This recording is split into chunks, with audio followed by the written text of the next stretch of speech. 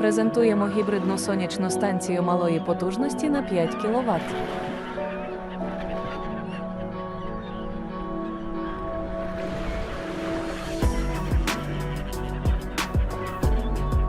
Для побудови такої станції не потрібно великих капіталів.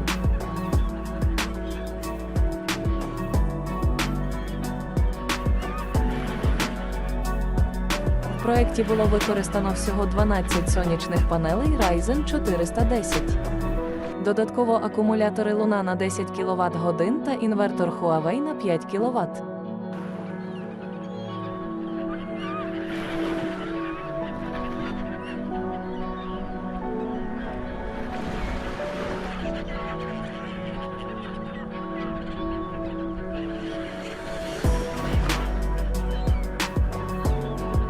Власник отримав компенсацію 15% від витрат на річне споживання електроенергії.